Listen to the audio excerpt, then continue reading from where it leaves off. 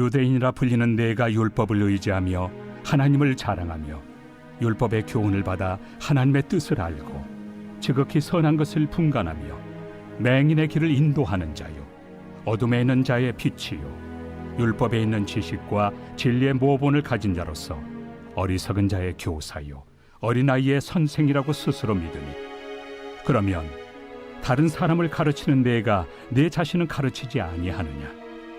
도둑질하지 말라 선포하는 내가 도둑질하느냐? 간음하지 말라 말하는 내가 간음하느냐? 우상을 가증히 여기는 내가 신전 물건을 도둑질하느냐? 율법을 자랑하는 내가 율법을 범함으로 하나님을 욕되게 하느냐? 기록된 바와 같이 하나님의 이름이 너희 때문에 이방인 중에서 모독을 받는도다. 내가 율법을 행하면 할례가 유익하나 만일 율법을 범하면 내 할례는 무할례가 되느니라. 그런즉 무할례자가 율법의 규례를 지키면 그 무할례를 할례와 같이 여길 것이 아니냐. 또한 본래 무할례자가 율법을 온전히 지키면 율법 조문과 할례를 가지고 율법을 범하는 너를 정죄하지 아니하겠느냐. 무릇 표면적 유대인이 유대인이 아니요 표면적 육신의 할례가 할례가 아니니라. 오직 이면적 유대인이 유대인이며 할례는 마음에 할지니 영에 있고 율법 조문에 있지 아니한 것이라. 그 칭찬이 사람에게서가 아니요 다만 하나님에게서니라.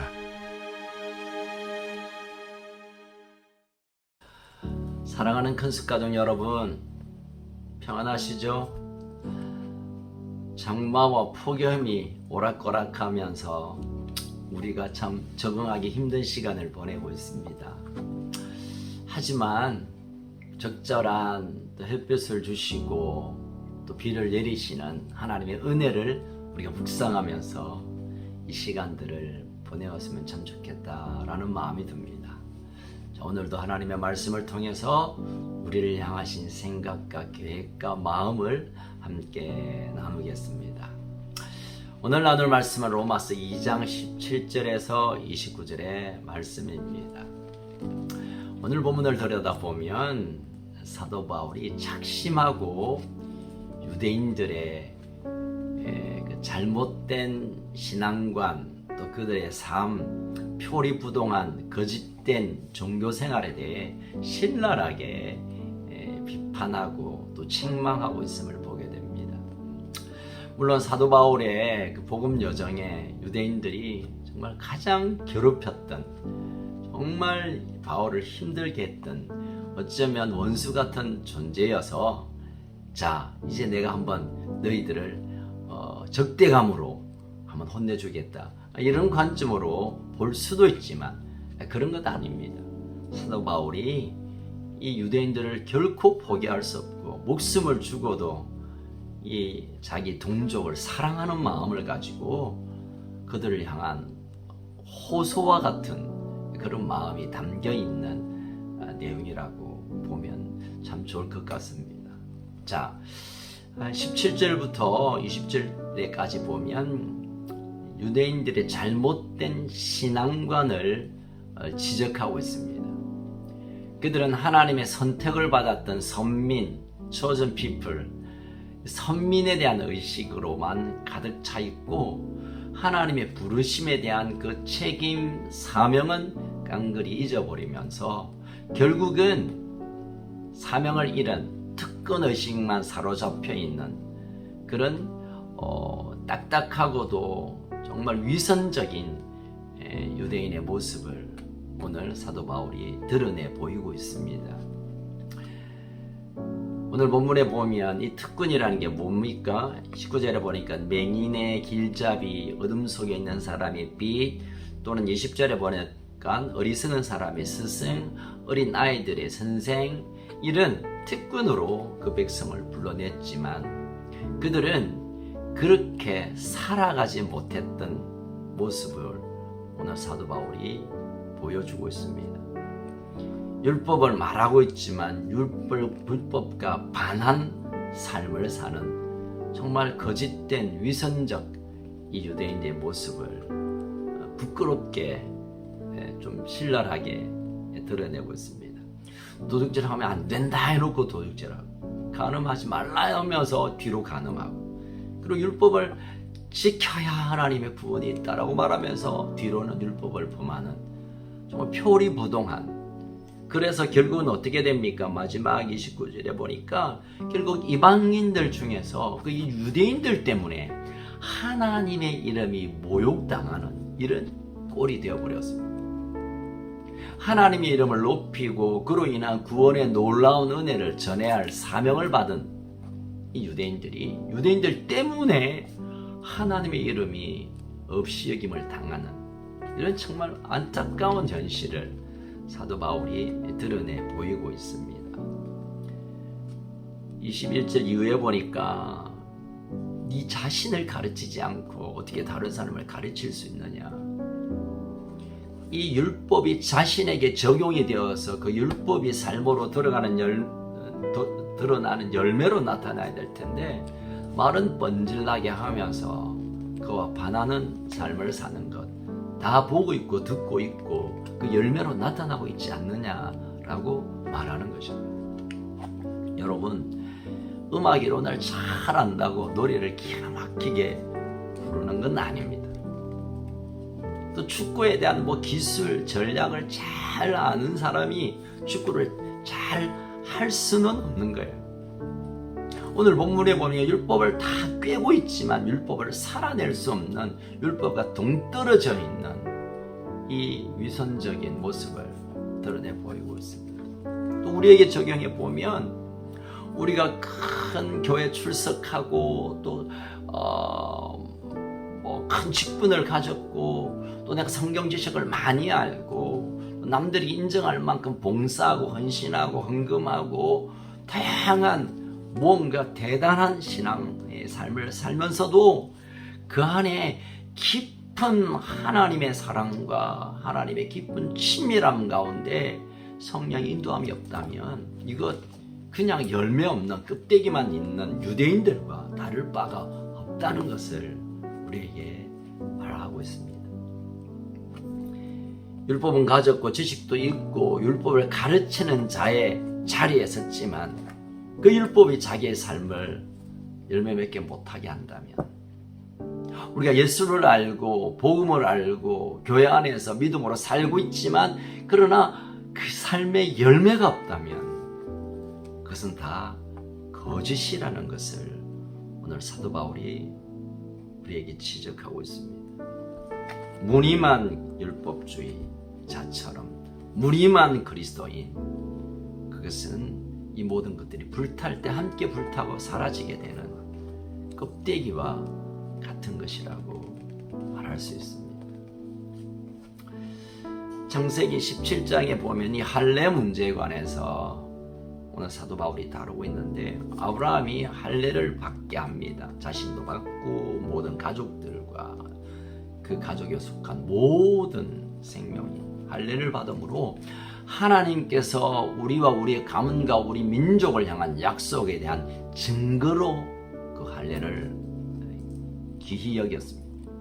그런데 이게 시대가 지나면서 흘러오면서 마치 할례가 구원받은 자의 어떤 증표처럼, 심지어는 주님 오실 때 할례를 통하여 우리가 구원받을 수 있겠다는 이 희한한 이론까지 유대인들이 만들게 됩니다. 그러나 율법이 자신의 삶을 다스리지 못하고 그 할례의 표면이 드러나는 할례만을 자랑했던 이 일에 관해 의미 없는 일이며 가치 없는 일이라고 아주 딱 잘라 말하고 있습니다. 오직 성령으로 말미암아 마음의 할례, 마음이 깨어지고 마음이 거듭나고 마음이 주께로 향하고 그 결과로 우리의 삶이 말씀이 실제가 되고 내 안에 계시는 성령님의 하시는 일이 실제로 나타남으로 열매 맺는 삶이 아니라면, 지금 우리가 가지고 있는 세례를 받았다, 교회를 몇 년을 다녔다, 직분을 어느 정도 했다, 또 뭘 바쳤다, 헌신했다, 이게 무슨 의미가 있느냐라고 말하고 있는 것입니다. 사랑하는 우리 건축가족 여러분, 결국 우리에게는 마음의 할례, 마음이 하나님께서 깨어지고 잘라지고 거듭나고 마음으로부터 완전히 마음의 주인 되신 그분을 내 마음의 주인으로 모셔드리고 인정하고 그의 다스림 가운데 내가 살아가는 것, 이것이 신앙의 기본이고 핵심이고 어쩌면 신앙의 출발이고 신앙의 끝까지 주님 앞에 가져가야 할 이 끈과 같은 것이라고 말할 수 있는 것입니다. 여러분, 좋은 그리스도인, 우리가 되게 생각하면 열심히 있는 사람, 그 어려움을 돌아보는 사람, 또는 누가 봐도 참 칭찬이 되는 사람, 또는 뭐 좀 폼나는 그런 것으로 우리가 번뜩 생각하지만 하나님께서는 마음의 할례를 날마다 자신에게 적용하면서 매일매일 말씀이 이끄는 대로 말씀 속에 역사하시는 성령님의 감동과 인도함을 따라 오늘을 주 앞에 드리고 오늘도 그분의 다스림 가운데 들어가고 오늘도 우리의 마음을 잘라내는 할례로 살아가는 이 아름다운 걸음, 일상, 그로 인하여 맺어지는 우리의 삶의 거룩한 열매들, 이것을 가진 귀히 여기고 가장 가치 있게 여길 뿐만 아니라 마지막에 그것만 남게 될 것이라고 말하고 있는 것입니다.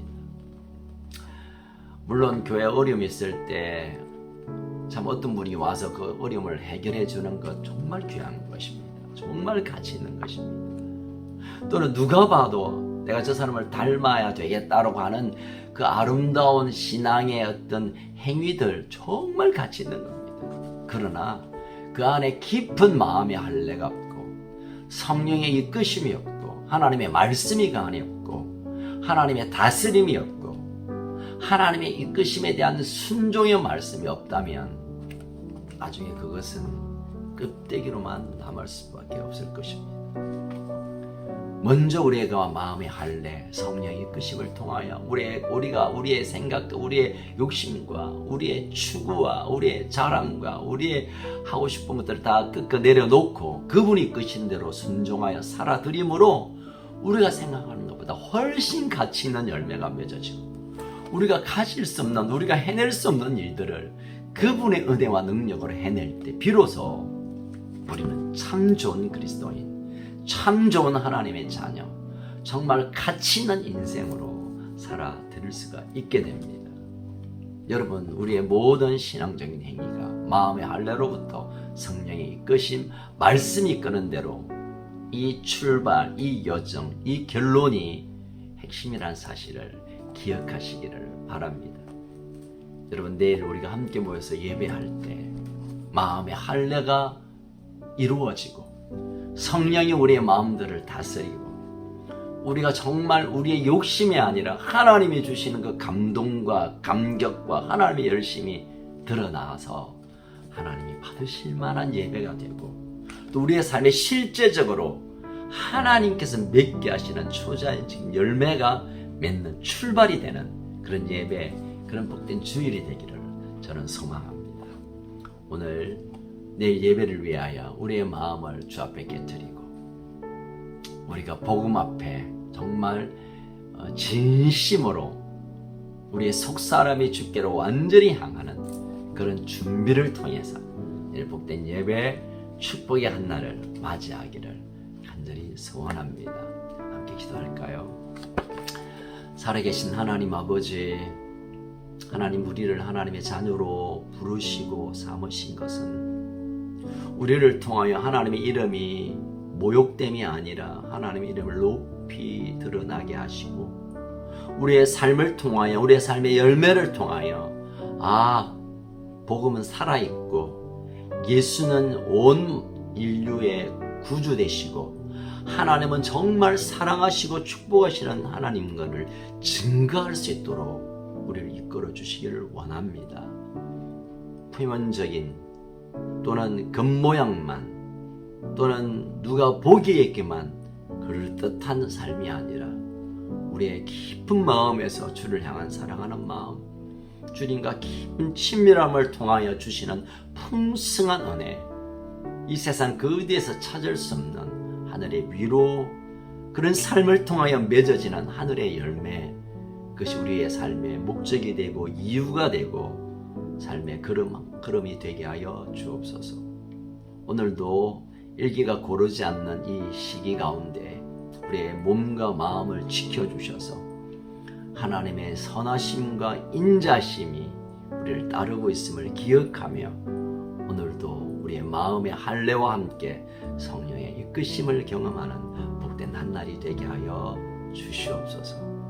우리가 어디에 있든지 주님 우리를 만나주시고 어떤 상황에 있든지 우리가 주님의 이름을 부를 때 달려오시고 그래서 주님과 친밀한 복된 하루가 되게 하여 주시옵소서. 특별히 어려움에 처한 우리 가족들 주님 찾아가 주셔서 강하고 어려운 오른손으로 붙들어 일으켜 세우시며 예수의 보혈의 능력이 부어지고 성령의 강력한 기름이 흘러가게 하여 주시옵소서. 주님 사랑합니다. 주님 감사합니다. 우리의 소망 예수 그리스도 이름으로 기도하옵나이다. 아멘. 오늘도 승리하는 복된 하루가 되시기를 축복합니다.